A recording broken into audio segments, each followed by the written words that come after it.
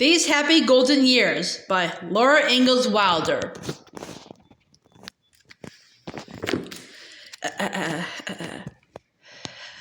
Could Laura be in love? Laura Ingalls is teaching school, and it's terrifying. Most of the students are taller than she is, and she must sleep away from home for the first time. Laura is miserable, but the money is needed to keep Mary in a college for the blind. And every Friday, no matter what the weather, Almanzo Wilder arrives to take Laura home to her family for the weekend.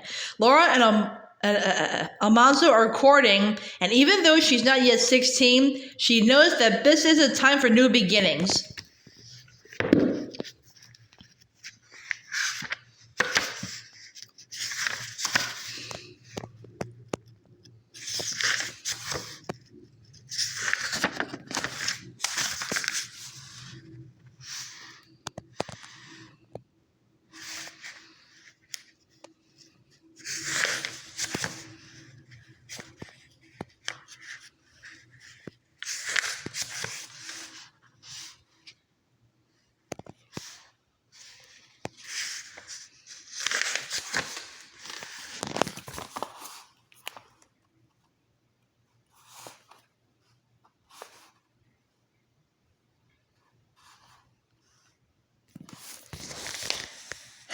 Chapter 1. Laura leaves home.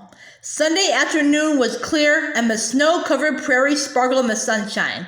A little wind blew gently from the south, but it was so cold that the sled runners squeaked as they slid on the hard-packed snow. The horses' hoofs made a dull sound, clop, clop, clop. Pa did not say anything.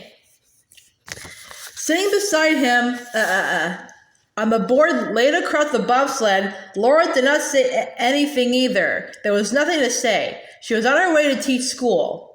Only yesterday she was a schoolgirl, now she was a school teacher. This had happened so suddenly.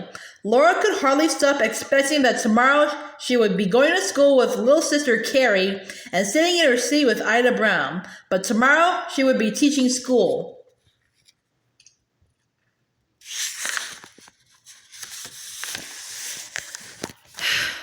She did not really know how to do it. She never had taught school, and she was not 16 years old yet. Even for 15, she was small, and now she felt very small. The slightly rolling, snowy land lay empty all around. The high, thin sky was empty overhead. Laura did not look back, but she knew that the town was miles behind her now. It was only a small, dark blot on the empty prairie's whiteness. In the warm sitting room there, Ma and Carrie and Grace were far away. Brewster's settlement was still miles ahead. It was 12 miles from town. Laura did not know what it was like. She did not know anyone there. She had seen Mr. Brewster only once when he came to hire her to teach the school. He was thin and brown like any homesteader. He did not have much to say for himself. Pa sat looking ahead into the distance while he held the reins in his mittened hands and now and then chirped to the horses. But he knew how Laura felt. At last, he turned his face toward her and spoke as if he were answering her dread of tomorrow. Well, Laura, you are a school teacher now. We knew you would be, didn't we? But we didn't expect it so soon. Do you think I can, Pa? Laura answered. Just suppose, the children won't mind me when they see how little I am. Of course you can, Pa assured her. You've never failed yet at anything you try to do, have you? Well, no, Laura admitted, but I never tried to teach school. You've tackled every job that ever came your way, Pa said. You never shirked, and you always stuck to it till you did what you set out to do. Success gets to be a habit like anything else a fellow keeps on doing. Again, there was a silence, except for the squeaking of the sled runners and the clop, clop, clop of the horses' feet on the hard snow. Laura felt a little better. It was true. She always had kept on trying. She always had to. Well, now she had to teach school. Remember that time on Plum Creek, Half-Pint? Pa said. Your ma and I went to town, and a blizzard came up, and you got the whole woodpile into the house. Laura laughed out loud, and Pa's laugh rang like great bells in the cold stillness. How little and scared and funny she had been that day so long ago. That's the way to tackle things, Pa said. Have confidence in yourself, and you can lick anything. You have confidence in yourself. That's the only way to make other folks have confidence in you. He paused and then said, One thing you must guard against. What, Pa? Laura asked. You are so quick, fluttered Budget. You are apt to act or speak first and think afterward. Now you must do your thinking first and speak afterward. If you will remember to do that, you will not have any trouble. I will, Pa, Laura said earnestly. It was really too cold to talk. Snug enough under the heavy blankets and quilts, they went on silently toward the south. The cold wind blew against their faces. A faint trace of sled runners stretched onward before them. There was nothing else to see but the endless, low, white land and the huge, pale sky, and the horses' blue shadows blotting the sparkle from the snow. The wind kept Laura's thick black woolen veil rippling before her eyes. Her breath was frozen in a patch of frost in the veil that kept slapping cold and damp against her mouth and nose. At last she saw a house ahead. Very small at first, it grew larger as they came nearer to it. Half a mile away there was another, smaller one, and far beyond it another. Then still another appeared. 4 houses, that was all. They were far apart and small on the white prairie. Pa pulled up the horses. Mr. Brewster's house looked like 2 claim shanties put together to make a pig roof. Its tar paper roof was bare, and melted snow had run into big icicles that hung from the east in blobby columns larger around than Laura's arms. They looked like huge, jagged teeth. Some bit into the snow, and some were broken off. The broken chunks of ice lay frozen into the dirty snow around the door where dishwater had been thrown. There was no curtain at the window, but smoke blew from the stovepipe that was anchored to the roof with wires. Mr. Brewster opened the door. A child was squalling in the house, and he spoke loudly to be heard. Come in, Ingalls. Come in and warm yourself. Thank you, Pa replied, but it's a long 12 miles home, and I'd better be going. Laura slid out from under the blankets quickly, not to let the cold in. Pa handed her Ma's satchel that held her change of underclothes, her other dress, and her school books. Goodbye, Pa, she said. Goodbye, Laura. His blue eyes smiled encouragement to her, but 12 miles was too far to drive often. She would not see him again for 2 months. She went quickly into the house. Coming from the bright sunshine, she could not see anything for a moment. Mr. Brewster said, This is Mrs. Brewster, and Lib, here's the teacher. A sullen-looking woman stood by the stove, stirring something in a frying pan. A little boy was hanging onto her skirts and crying. His face was dirty and his nose needed a handkerchief. Good afternoon, Mrs. Brewster, Laura said as cheerfully as she possibly could. Just go in the other room and take off your wraps, Mrs. Brewster said. Hang them behind the curtain where the sofa is. She turned her back on Laura and went on stirring the gravy in the pan. Laura did not know what to think. She could not have done anything to offend Mrs. Brewster. She went into the other room. The partition stood under the peak of the roof and divided the houses into 2 equal parts. On either side of the partition, the rafters and the tar paper roof sloped down to low walls. The board walls were well battened down every crack. They were not finished inside. The bare studding stood against them. This was like Pa's house on the claim, but it was smaller and had no ceiling overhead. The other room was very cold, of course. It had 1 window looking out at empty prairie covered with snow. Against the wall under the window was a sofa, a button sofa with a curved wooden back and one end curved up. A bed was made up on the sofa.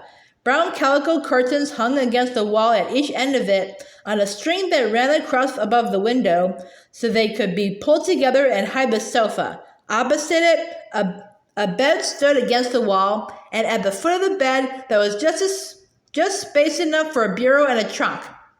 Laura hung her coat and muffler and veil and hood on nails behind the calico curtain and set Ma's satchel on the floor under them. She stood shivering in the cold, not wanting to go into the warm room where Mrs. Brewster was. but she had to, so she did.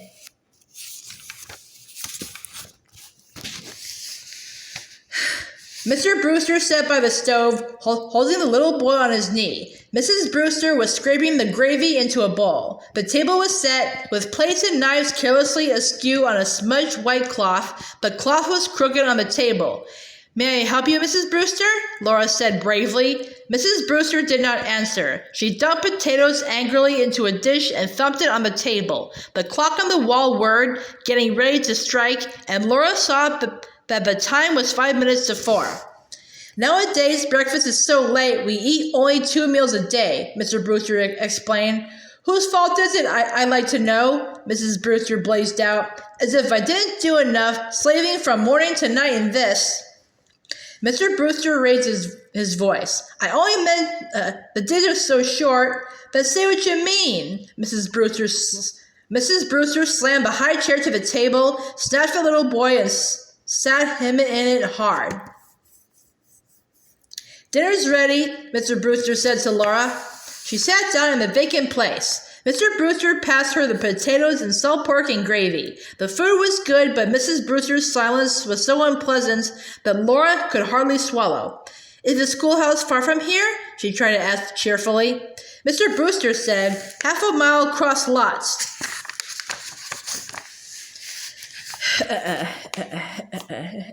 "It's a claim shanty. The fellow that homesteaded that quarters section couldn't stick it out. He gave up and went back east." Then he too was silent. The little boy fretted, trying to reach everything on the table. Suddenly, he flung his tin plate of food on the floor. Mrs. Brewster slapped his hands and he screamed. He went on screaming and kicking the table leg. At last, the meal was over. Mr. Brewster took the milk pail from its nail on the wall and went to the stable. Mrs. Brewster sat the little boy on the floor, and gradually he stopped crying while Laura helped to clear the table. Then she got an apron from Ma's satchel, tied it over her brown princess dress, and took a towel to dry the dishes while Mrs. Brewster washed them. "What's your little boy's name, Mrs. Brewster?" she asked. She hoped that Mrs. Brewster would be more pleasant now. "John," said Mrs. Brewster. "That's such a nice name," Laura said. "People can call him Johnny when he's little, and then when he grows up, John is a good name for a man. Do you call him Johnny now?" Mrs. Brewster did not answer. The silence grew more and more dreadful. Laura felt her face grow burning hot. She went on wiping the dishes blindly. When they were done, Mrs. Brewster threw out the dishwater and hung the pan on its nail. She sat in the rocking chair and rocked idly while Johnny crawled under the stove and dragged the cat out by its tail. The cat scratched him and he bawled. Mrs. Brewster went on rocking. Laura did not dare to interfere. Johnny screamed. Mrs. Brewster sullenly rocked, and Laura sat in the straight chair by the table and looked out at the prairie. The road went straight across the snow and far away, out of sight. 12 miles away was home. Ma was getting supper now. Carrie was home from school. They were laughing and talking with Grace. Pa would come in and swing Grace up in his arms as he used to lift Laura when she was little. They would all go on talking at the supper table. Later, they would sit in the lamplight, cozily reading while Carrie studied, then Pa would play the fiddle. The room grew dark and darker. Laura could not see the road anymore. At last, Mr. Brewster came in with the milk, but Mrs. Brewster lighted the lamp. She strained the milk and set the pan away, while Mr. Brewster sat down and opened a newspaper. Neither of them spoke. The unpleasant silence settled heavily down. Laura did not know what to do. It was too early to go to bed. There was no other paper and not a book in the room. Then she thought of her school books. Going into the cold, dark bedroom, she groped in Ma's satchel and found her history book by the sense of touch. Taking it into the kitchen, she sat down by the table again and began to study.